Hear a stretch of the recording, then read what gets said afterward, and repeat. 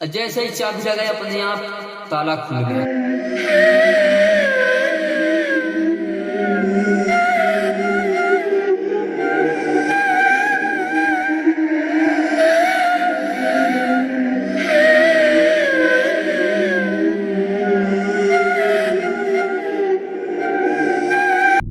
अब इन चारों के चारों ने ताला को तो खोल दिया है।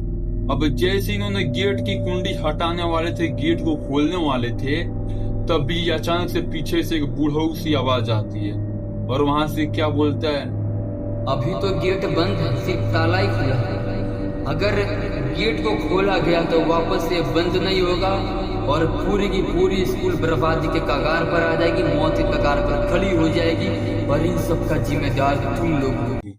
अब चारों को चारों पीछे मुड़ कर देखा तो भाई पीछे तो वही बुढ़ऊ खड़े हैं जो 25-30 साल से इसी हॉस्टल के अब गार्ड रहे हैं। तो इन्होंने देखा और इन्होंने कहा कि भाई मैं 25-30 सालों से यहाँ पे हूँ, इस स्कूल की रखवाली कर रहा हूँ, इस स्कूल की चौकीदार हूँ मैं, 25-30 सालों से वर्षों से हूँ मैं यहाँ पे। आज तक किसी ने हिम्मत करके नहीं खोली इस 502 नंबर वाले कमरे को, और तुम सब चले हो इस कमरे को खोलने। बेटा बर्बादी के कगार पे आ जाओगे, अभी से अभी चलो, नहीं तो मैं तो जा रहा हूँ, लेकिन अगला नंबर तुम्हारा अंदर गए तो तुम सब के सब मारे जाओगे। कुछ पल के लिए चारों दोस्त, गुड्डी, पूनम और विवेक और ऐसे ही एक और का कुछ नाम था, चारों के चारों कुछ देर के लिए सन्न रह गए, चुप रह गए एकदम से। अबे जैसे ही खामोश, और उसी खामोशी में 502 नंबर वाले कमरे के अंदर से एक आवाज आती है गुर्राती हुई, हेल्प मी, प्लीज मुझे बचा लो, मैं मरना नहीं चाहती। वो आवाज एक लड़की की थी, और उस लड़की की आवाज जैसे ही पूनम ने सुना, भाई एक लड़की की दर्द एक लड़की समझ सकती है और लड़के का दर्द एक लड़का समझ सकता है। तो उसकी आवाज जो रो रही थी, अंदर से रोने की आवाज आ रही थी, तो जैसे ही इन्होंने पूनम ने सुना, अब ये भी रो पड़ी। बूढ़ी बोली, अंदर कोई है तो सही। अब इसने अपनी आंखें को बंद की और थोड़ी सी गहरी सांस ली और इन्होंने कुंडी को खोल दिया। जैसे ही कुंडी इन्होंने खोला, दरवाजा खोलने की भी जरूरत नहीं पड़ी, जैसे ताला अपने आप खुल गया वैसे ही दरवाजा अपने आप खुलने लगा। अपने आप खुलने लगा, खोलने की जरूरत नहीं पड़ी। अब दरवाजा खुलते ही सबके सब चारों के चारों अंदर गए, और अंदर जाते ही फिर से बिजली कट गई। अब बिजली कटने के बाद ये चारों के चारों डर गए और अपनी अपनी फोन की टॉर्च को ऑन किए। कमरा की बात करें तो कमरा वैसा बिल्कुल भी नहीं था जैसे किताबों में बताया गया था, और जैसे टीचरों ने बताया था, वार्डन ने बताया था, चौकीदार ने बताया था, और जैसे गेट के बाहर से दिखाई दे रहा था कमरा, लेकिन वो कमरा बिल्कुल वैसा था ही नहीं। तो कैसा था आप सब पूछोगे ना, पूछो, मैं बता रहा हूँ। अंदर पूरी साफ सफाई, जितनी हमारी किचन ये बेडरूम सफाई नहीं रहती है उससे ज्यादा बाहर से, गेट के बाहर से धूल जमी हुई, लेकिन गेट के अंदर का वो कमरा पूरा एकदम साफ सुथरा, जैसे वहां पे वर्षों से अभी तक कोई रहता हो। साफ सफाई, वहां पे सोफा पड़ी थी, बेड पड़ी हुई थी, ऊपर बड़े से झूमर पड़े हुए थे, इधर कुर्सी रखी हुई थी, ब्लैक बोर्ड थी वहां पे, भाई पढ़ने वाली कलम थी, कॉपी थी, पुस्तक थी, भाई सब कुछ थी वहां पे। और ब्लैक बोर्ड के ठीक सामने बेड थी, और उसी ब्लैक बोर्ड पे लिखा था, तुम लोग बहुत देर से आए। उसी पल पीछे का दरवाजा, जिस दरवाजे के द्वारा ये सब अंदर आए थे, वो दरवाजा अपने आप बंद हो गया। धड़ाम, मोबाइल की टॉर्च अपने आप एक एक करके सबकी बूझने लगी, और ये सब भाई चमीरे भाई अपने आप कैसे बूझ सकते हैं, जो कि हमारा फोन 198-97% चार्ज है, सबका फोन, सबकी फोन मतलब चार्ज है, फुल चार्ज है, और अपने आप कैसे लाइट बंद हो सकती है। तभी जैसे ही लाइट बंद होती है, फिर वही कमरा अंधेरे में डूब जाता है, और फिर वही आवाज, कदमों की आवाज, टक टक टक टक टक, यही आवाज फिर से दोहराने लगती है, और पूरे कमरे में यही आवाज गूंजती है। लेकिन इस बार आवाज कमरे के अंदर से नहीं, इन चारों के पीछे से आ रही थी, जस्ट पीछे से। दरवाजा भाई इतनी जोर से बंद हुआ था, धड़ाम से, उन्हें पूरा कमरा कांप उठा था। खास करके पूनम पूरी तरह कांप चुकी थी। और जैसे दरवाजा बंद हुआ था, ऐसे पीछे से मुड़ कर उसने देखा था पूनम ने। अब पूनम ने पीछे मुड़ कर देखा तो क्या, दरवाजा तो बंद है। और दरवाजा बंद के बाद ताला तो बाहर है, लेकिन ताला बाहर नहीं लटका, ताला अंदर से किसी ने मार कर बंद कर दिया, अंदर से ही बंद कर दिया ताकि ये बाहर भाग ना पाए।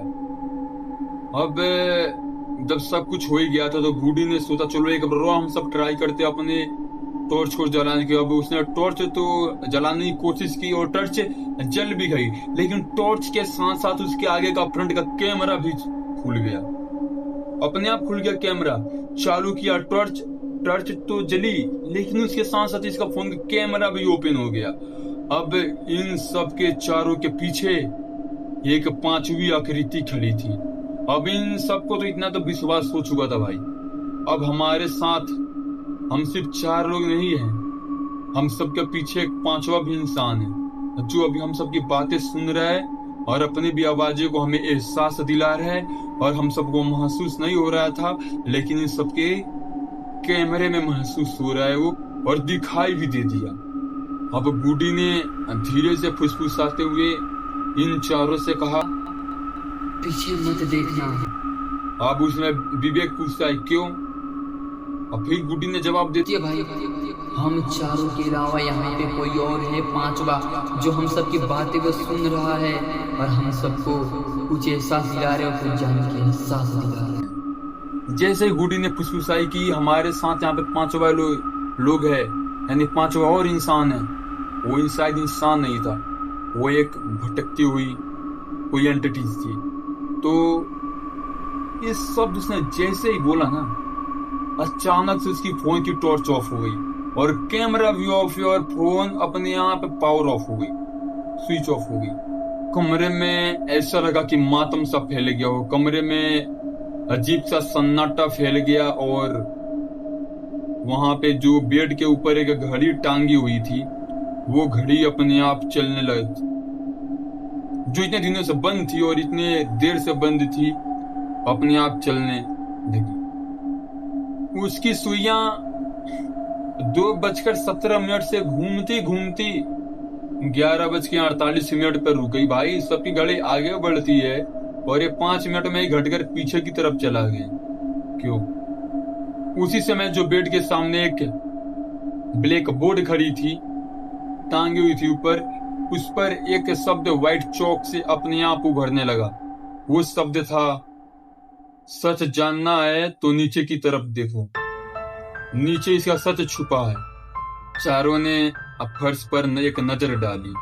कमरे का जो है बीच में एक सेंटर था, वहां पे एक लकड़ी का हिस्सा बाकी फर्शों से अलग था।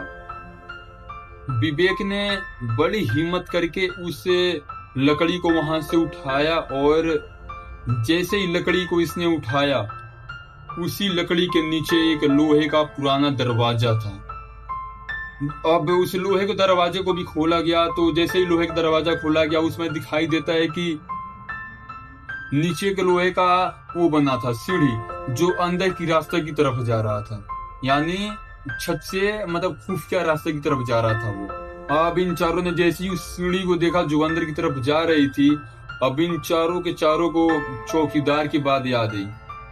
चौकीदार की बात ये थी कि वो सिर्फ एक कमरा नहीं है, वो रहस्य का पूरा भंडार है। चारों के चारों धीरे धीरे नीचे उतरे और नीचे उतरते समय एक सीढ़ी जहाँ सबसे अंत होती है, सीढ़ी के अंत में एक बड़ा सा रिकॉर्ड रूम था और उस रिकॉर्ड रूम के अंदर पुरानी बहुत सारी पुरानी फाइलें और कैमरा रखा हुआ था और चिप भी उसके साथ रखा हुआ था। टेबल पे जहाँ कैमरा रखा था उसी के साथ साथ एक चिप रखा हुआ था जिसमें मेमोरी लगाते हैं हम, वही रखा हुआ था। अब अंश गया वहां पे उस कैमरे के पास और कैमरे की में भी थोड़ी बहुत धूल मिट्टी लगी हुई थी और धूल मिट्टी को साफ किया और कैमरे को चालू किया। बैटरी तो वहां पे थी नहीं, लेकिन बैटरी एक ये सब कैमरे वैमरे रखते थे तो इन सब के पास एक एक्स्ट्रा बैटरी थी उसी कैमरे की, तो इसने उसे कम में डाली और उसको चालू किया। तो चालू करते समय इससे क्या दिखा, इसमें चिप भी लगाई और चिप लगाते समय चालू किया उस कैमरे को, और चालू करते समय क्या देखा भाई, 20 साल पुराने बच्चे किसी चीज की मतलब खोज कर रहे थे, किसी चीज की रहस्य को सुलझा रहे थे, इन्हीं की तरह, बूढ़ी की तरह। अचानक से वीडियो ही रुक गई। आखिरी फ्रेम में कैमरे के पीछे कोई खड़ा व्यक्ति आखिरकार उस कैमरे में रिकॉर्ड हो गया। जैसे रिकॉर्ड हो गया वो तो सही था, लेकिन उस इंसान की शक्ल दिखाई नहीं दे रही थी, धुंधली सी उसकी शक्ल थी।